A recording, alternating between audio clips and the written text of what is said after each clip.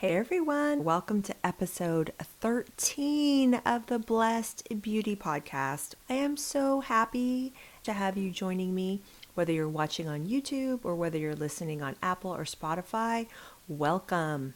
Can you believe that we are in the middle of January 2024? It is a brand new year. Let's thank God for his continued love and his continued blessings. And let's bring him in. Let's bring him in to talking about skincare and makeup and taking care of ourselves, because why not? If you have been listening from the very beginning, you know that I am a devout Catholic. I'm a mom of twins. I'm a wife. Yes, I am a beauty enthusiast, but I also just wanted to bring God into this space. There are a lot of beauty influencers out there. There's a lot of channels. There's a lot of podcasts all talking about how to look and feel better, but not a lot of them are bringing him into the conversation and asking for his wisdom and asking for him to lift us up and help us to feel good about ourselves. Because if we think that we're less than, if we don't want to take care of ourselves, or even if we're, getting overly vain and overindulging in the self-care space, we don't want that either. We want to bring him in and we want to have him help us gain wisdom and clarity on every little nook and cranny of our life. So why not here? So again, welcome. Today in episode 13, what we are going to be talking about is skin type and skin conditions. And I thought it was fitting, especially since it's a new year. I thought it might be fun to talk to you guys about skin types and skin conditions as if you don't really know what that is, and just learn from the beginning, especially if you have found that as you're getting older, your skin is a little bit more difficult to manage and you're just wanting to make sure that you're doing things right, whether you're overbuying and overspending and possibly just confused and using all the wrong things, or maybe you're not really using a lot at all and you kind of want to know how your skin works. I want to know why my skin is the way it is. I want to keep it simple yet effective. Well, that's what this podcast is all about. I want to keep it simple. My biggest thing is I do not want you walking into a Walmart or a Target or a drugstore or a Sephora or an Ulta, or going online and shopping for beauty products and just sitting there like, scrolling, not knowing what to buy. And then, you start reading these product reviews on these websites, Ulta, Sephora, Amazon, whatever. They can have like 15,000 reviews, okay? Who wants to read that? So let's go back to basics and start learning about skin types and skin conditions. Oh my gosh, that was the longest intro I think I am a chatty Cathy today, let me tell you, but that's a good thing, right? You're here to learn and I'm here to help you. So let's get started. Before we get into skin types, really quick, I wanted to read a review that showed up for the podcast on Apple Podcasts. And it says, "Priceless advice for my skin, 5 stars. Jennifer, I truly enjoyed your episode on why hot showers are killing your skin. I've always heard it wasn't good for you, but I never actually read about it or got into it too much. I know especially during the winter or colder weather, we all want to use hot water more. Your advice is absolutely amazing, and one golden nugget that I got is that I don't need to use soap all over my body all the time if I haven't been working out or doing anything strenuous, especially if I have dry skin, which I tend to have dry skin even though I actually live in sunny Florida. I'm truly grateful to have found your podcast, and I can't wait to see what God does through you on this new podcast." I mean, really? I am so glad that you're enjoying the show. And if you listen to that review and you're thinking, she did a whole episode on why hot showers are killing your skin. Yeah, I did. And it's a really good one. So you need to listen to that one, especially if you have dry skin. Do yourself a favor, listen to that episode, and then thank me later. So today, let's get into it. Skin types and skin conditions. I'm going to talk a little bit about skin conditions today, but mostly skin types. I just want to clarify that and skin conditions are two different things. First off, okay, skin types are genetic. That means that you inherited your skin type from your parents. You've always had your particular skin type. And I'm sure you know your skin type, whether you're dry or you tend to have a nice balance of oil in your skin. You're probably what's called the normal skin type, or you know if you're oily. You can't change that. Skin conditions, however, we can attribute those to conditions, things that are happening to our skin, whether it's self-inflicted, like say poor diet, not enough water consumption, or rather I should say not enough consumption of foods that are rich in water to hydrate our skin, poor diet, things that dehydrate us like excessive alcohol use, or if you smoke, or sometimes a skin condition can be brought about by something that's happening to us, say an overly dry environment that is dehydrating our skin, or there's different hormones going on in your body that is affecting what's happening with your skin, whether you are experiencing inflammation, irritation, or for example, acne. So skin types are genetic, they are inherited, they're the skin type that you were born with, and conditions are things that can manifest on top of our skin type that is happening to our skin. Now, skin types can't be changed, but they can be managed. And sometimes you can eradicate it completely and heal it. For example, acne. Now, let's talk about why do you have the skin type that you have? Well, it all comes down to one important thing, and that is your sebaceous glands. Your sebaceous glands are located in a level of your skin called the dermis. You cannot see the dermis. What you see when you look at your face in the mirror is your epidermis. Now, your epidermis lubricates and protects itself through something called the skin barrier. Now, going back to those sebaceous glands, they're located underneath the epidermis, the level that we cannot see. How active those glands are determines what your skin type is. So if your sebaceous glands are very active and they produce a lot of oil, you're going to be an oilier skin type. Makes sense that if your sebaceous glands are less active, you are going to be experiencing a drier skin type. You've probably known what your skin type is pretty much all your life. As you enter into your preteen years, say around 11 or 12, that's when our skin types really start manifesting. So if you're oily, you're going to start experiencing more oil.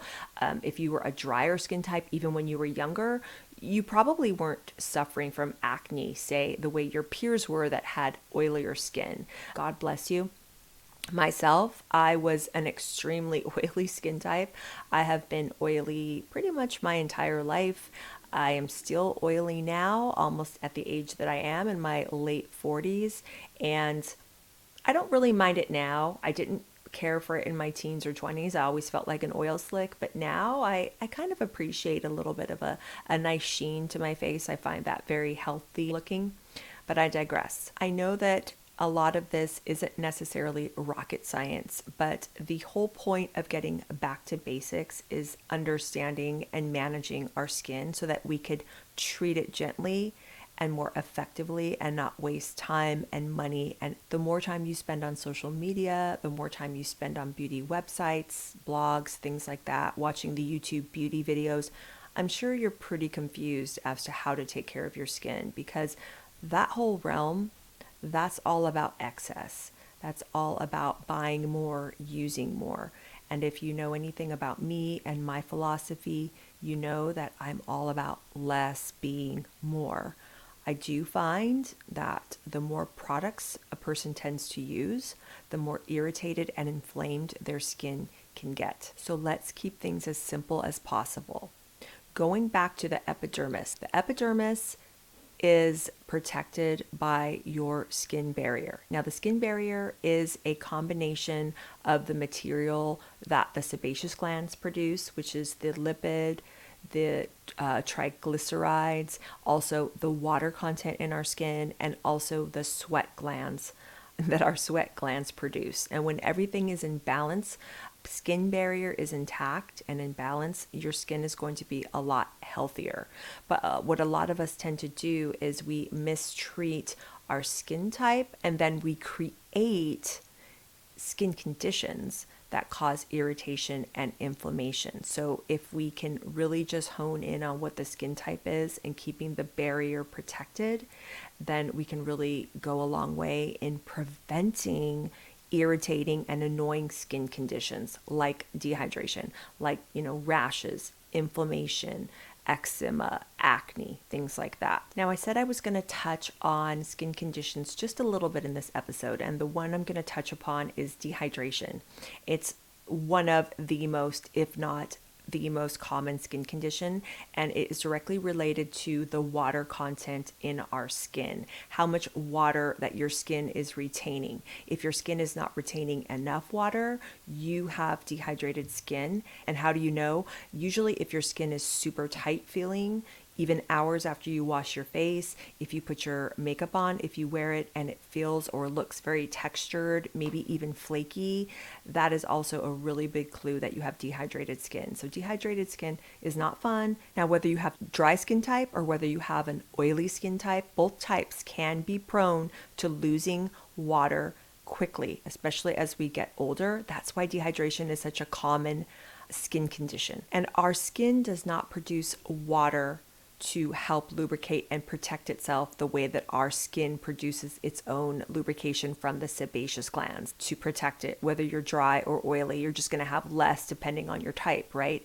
But the oily skins and the dry skins, as we get older, the water content can be lost very, very quickly. So what we have to do is we have to either ingest the water through drinking water or eating foods that have a high water content, which is actually the better way to hydrate the skin. And we have to keep up on that because otherwise we're going to lose water way too rapidly and our skin is going to get dehydrated. Dehydration is such a chronic skin condition for so many people that they think it's a type, but it's really not a type. It's just a condition that's manifesting on top of your actual skin type. Our oil glands are producing sebum. It's mixing with the sweat and the water, forming that protective barrier on our skin. Some people call it the acid mantle. Some people call it the skin barrier, but it's pretty much all meant to be used interchangeably. And it's really important to keep that intact no matter what skin type you have. And if you haven't listened to the first 3 episodes that I did for the podcast, I basically go into if you are overstripping your skin in the way that you're cleansing it, you can just completely mismanage your type and bring on conditions like dehydration that you wouldn't normally have had you been really just being diligent and protective of your skin while you're cleansing it. So you need to go back to episode 2, 3, and 4. Let's tackle the 2 main skin types and let's manage them effectively, treat them gently, and get them back into balance, okay? Let's start first with dry or drier skins. The 2 back to basic, simple action items as a drier skin type, if you have it, that you need to be paying attention to. The first thing is that you have to bring back the hydration to your skin and you have to moisturize your skin to preserve that hydration. Now, what is hydration in the skin and what is moisture in the skin? Hydration has to do with the water content in our skin. Remember, we talked about that as it relates to dehydration, but you have to maintain hydration in the skin and then you have to moisturize to preserve that hydration. So how do we maintain hydration in the skin? Well, we can maintain it topically with certain products that we apply, and we can also do it in our lifestyle. Avoid things that dehydrate our body. I know we all love our wine, we all love our coffee, but don't overindulge, especially if you have a dry or dehydrated skin, because I know we've all done it. We've all gone out with a friend or gone to a party or done something, had a couple glasses of wine, and we wake up the next day and it's like the life has been sucked out of our skin, right? Avoid things that dehydrate you. Drink a lot of water, but first and foremost, even more important than drinking a lot of water, eat a lot of foods that have a high water content. Lots of fruits, lots of vegetables. So that's what you can do internally to maintain the hydration levels in your skin. The second thing you can do is get yourself an excellent hydrating skin serum. If you have not used a hydrating skin serum before and you've been suffering from dry skin, I'm going to be your new best friend, because hydrating skin serums are absolutely fantastic in getting more water into your skin. Now, hydrating serums can be found at any price point. I have a lot of recommendations at different price points inside my Amazon store. These hydrating serums are going to feed your skin with water and up the water content in your skin. The proper way to use a hydrating serum if you have drier skin is after your skin is cleansed in the evening. Do everything that I outlined to do in episode 3, where I talked about how to do a double cleansing evening skin routine. So after you've cleansed, then you go in with your hydrating serum, let that dry for a few minutes, and then what you want to do to preserve the hydration, get yourself an excellent moisturizer, be it a lotion or a cream. I would recommend more of a thicker cream if you're a drier skin type. Make sure that it has high oil content in it, and to lay on the surface of the skin and seal in the ingredients from that hydrating serum. Serums contain ingredients that have a smaller molecular structure that your epidermis can more readily absorb. Things like hyaluronic acid, ceramides, plant extracts, things that can get in, flood the surface of your skin with a high water content. Think of like how a raisin looks versus a grape. So you want your skin to look more like a grape, plump and juicy, and grapes have a ton of water in them, whereas a raisin looks shriveled and it's, the water's gone. So the hydrating serum is what's going to feed the water into the skin, and then the cream layered on top of that hydrating serum is going to contain heavier ingredients like oils, like ceramides, fatty acids that are going to seal in that hydration. So those are the two most important things that you need to do for a dry skin in the evening. In the morning, like I talk about extensively in episode 4, you do not have to wash your face in the morning. No matter what your skin type is, you probably shouldn't be washing in the morning, even if you're oily. But especially, I want to hammer this point home. If you're dry and you're washing your face in the morning, forget it. Don't do that anymore. Go back and listen to episode 4. There's so many things you can do to refresh that have nothing to do with cleanser on your skin, okay? So you're going to be putting your hydrating serum on in the morning, letting that soak in, and then you can seal with whatever day cream that you're using. Of course, again, that day cream has to have an SPF minimum of 30. I've said it before and I'll say it again. If you have skin on your body and you live on planet Earth, skin on your face, when you're driving, when you're outside, even if you're working by a window inside all day long, put your sunscreen on, because UVA rays can penetrate glass, whether you're inside or you're driving or whatever. Just make sure that you have your SPF 30 on. Minimum. It's called incidental sun exposure. It builds up over time, and you increase your risk for skin cancer if you're not wearing a good SPF. So that is what you need to do if you are a drier skin. If you have not incorporated day and night the use of a good hydrating serum in your skincare routine, then you need to do it. So that is going to make an absolutely huge difference in the way that your skin looks, because not only are you flooding your skin constantly with a fresh supply of water every time you apply the serum, but you're then sealing in that water with a really good, more occlusive moisturizer. Some women ask me about facial oils if they have dry skin, and I think I'm going to do an episode on how to use oils effectively and what types of oils you should be looking for, whether they're plant oils, organic plant oils. Is petroleum okay? Is Vaseline okay? Is mineral oil okay? Because there's a lot of people out there that have a lot of different opinions on things like Vaseline, mineral oil, petroleum. They have opinions about plant oils, things like that. Send me an email if you have a question about that, or if you want me to cover that. I will say facial oils are great if you have dry skin, but a facial oil by itself is not going to hydrate your skin the way a good hydrating serum will. Because remember, hydration is about water in the skin, and moisturization is about oil and keeping that water in the skin. It's like a delicate balance between the two. So if you want to use a facial oil and you have a drier skin type, don't hydrate with an oil, because an oil can't hydrate. You can use your oil whether it's blended inside a cream that you like or just a straight up facial oil. But if you're going to use a dedicated facial oil, I want you to first use your hydrating serum. Let that soak in and then seal with your facial oil. Follow it in that order. I talk exclusively about this in my skincare video series, my masterclass called Nude Skin. I have a link to it in the show notes and also on my website if you're interested. And there was a catchphrase that has been going around in the beauty community for years and years and years, and it's about thinnest to thickest when you're layering your skincare. But that's actually a fallacy. It's not layering your skin products thinnest to thickest. It's water-based products first, then oil-based products. So that's why if you do use a facial oil, I want you to use it after your hydrating serum. Now, let's go to how to take care of oilier skin types. Actually, it's super simple. It doesn't have to be complicated. You can follow the same principles that I just told you to follow for the drier skins, because oily skins can be really oily, but they can lack water. They can feel dehydrated.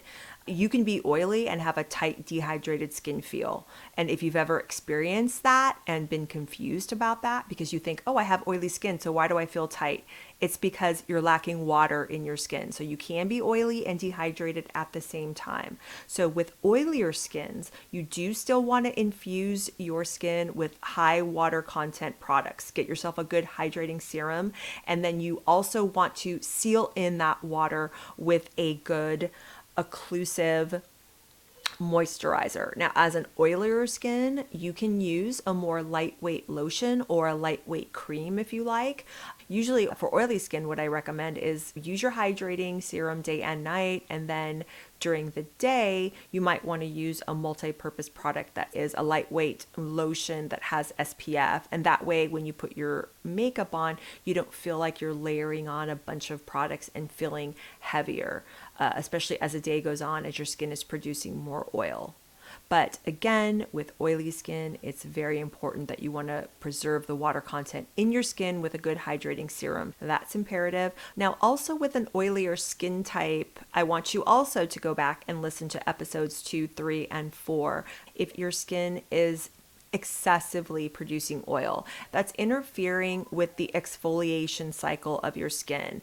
Our skin sheds off dead skin cells anywhere from 28 to about 60 days. It depends on how old you are, how long that cycle takes. But if you've got excessive oil on your skin cells aren't sloughing off as quickly as they would if you had more of a balanced normal skin type. You want to make sure that you're removing the excess oil without disrupting your acid mantle, your skin barrier. Remember we talked about that. And what happens there is then your skin starts pumping out even more oil to compensate for the fact that you're stripping it. So with oily skins, again, make sure you got a good hydrating serum. Make sure that you're sealing in that hydrating serum with a lightweight lotion or cream. And when you're cleansing, make sure you're not overly stripping and overly irritating and inflaming your skin with harsh products. The last thing I want to say about oily skin is I don't want you to be frightened of oil in your skincare products. That is a myth. 20 years ago, everything was oil-free moisturizers, oil-free cleansers, oil-free everything. Don't be afraid of a little bit of oil. Actually, a little bit of oil in your skincare goes a long way in calming that excessive oil production. I go into all of this extensively in the skincare masterclass, where I break down every single skin type and I tell you what you need to be doing, what you need to be buying, what you need to be looking for. And then once you get your products, how to use them, in what order, what to troubleshoot if you're experiencing problems. I have cheat sheets. You could write it down if you want. You could print it out. It's amazing. I want you to feel like I'm your digital BFF when it comes to skincare. You know, being an esthetician, being a makeup artist, I don't want you confused. I don't want you mismanaging your skin, overbuying and going crazy with the skincare. We don't need to be doing any of that. In the next episode, we're going to be talking about some skin conditions, more into dehydration, more into things like irritation, inflammation, eczema, acne, things like that. What can we do to manage those conditions on top of our genetic skin types. But I hope this episode was helpful for you. Even if you think you know your skin type, maybe you didn't understand why you have the skin type that you have, how you can effectively manage it. I'm all about minimalistic skincare. If you don't want to use 15 products to manage your skin, I'm all for that. You don't need that. You don't need 10-step skincare routines, okay? Not around here. That drives me absolutely crazy. Managing your skin, getting your skin into balance in a simple and effective way, it's not out of reach. You'll know what to look for because it should be simple. It should be easy. I hope it was helpful. I'll see you on part 2 where we talk about skin conditions. I hope you're getting everything done that you need to get done. I hope and pray that this January 2024 hasn't been too rushed, hasn't been too crazy, that you are on your way to fulfilling any goals that you have this year. I made up my mind that I wanted to make a video podcast. So if people wanted to watch, they could watch. And if they wanted to listen just as a regular podcast, they could. But I found that I was starting to get into my head about getting ready to get in front of the camera, because if you've got a regular podcast, it doesn't matter what you look like. You don't have to put makeup on. You don't have to comb your hair. You could throw your hair in a bun, be in your PJs. It doesn't matter. You can still put out your content as just a straight up audio podcaster. But I was in my head. I was like, okay, I have to do the makeup. I have to do the hair. I have to look a certain way. I have to get the setup just perfect. I have to do all these things. And then I was putting it off. And if you'll notice, one of my episodes was a little bit later than it would have been. And I was late because I was all in my head about my setup, about my camera, about filming, about all of that. And I just realized that is the enemy, because whenever we procrastinate, whenever we second guess ourselves, whenever we're in our head overly about something and we're searching for an answer, that's not coming from God. Because if I were to really just slow down and get quiet and calm about it, quiet enough to hear his voice, to know that it's okay, I don't have to be perfect. That search for perfection, it's just the thief of joy. So I just wanted to continue to not be so much in my head, not listen to the enemy, know that God is putting me here for a purpose. He wants me to talk to you guys. He wants me to show you that there's an easier way to manage your makeup, to manage your skincare, to manage taking care of yourself. Because I started this show because I don't want you buying into the whole secular consumerism culture that surrounds the beauty industry, that we have to buy more, we have to look 20 years younger, we have to be completely flawless. No, like, life is not an Instagram filter. We shouldn't be overbuying and getting too into that whole vanity thing. But then again, we want to take care of ourselves too. So I wanted to present a simpler, more effective way for you to do that. But again, say some prayers for me so that I don't get too in my head, that I just turn on the camera, turn on the lights, press record. So I'm here for you guys. I don't want to be too in my head. I'm here for you. God willing, I love you all. I'll talk to you soon. Bye. Hey lady, I hope you enjoyed this episode of the Blessed Beauty Podcast. And if you did, you have no idea how much it would help me if you would just share it with someone that you know would love it too. And if you want to dive a little deeper and you love the show and you feel like you can't find basic, helpful, or non-biased skincare and makeup advice anymore on social media, well, guess what? You're not crazy, because influencers on social media, they're sponsored by the beauty companies and they are selling you sponsored products, all the while offering skincare advice. That's where my masterclass Nude Skin comes in. You are going to find everything that you need to know about how to get and keep beautiful skin. It's all about simple beauty advice and embracing your God-given beauty. Thanks for tuning in, and I'll see you next time.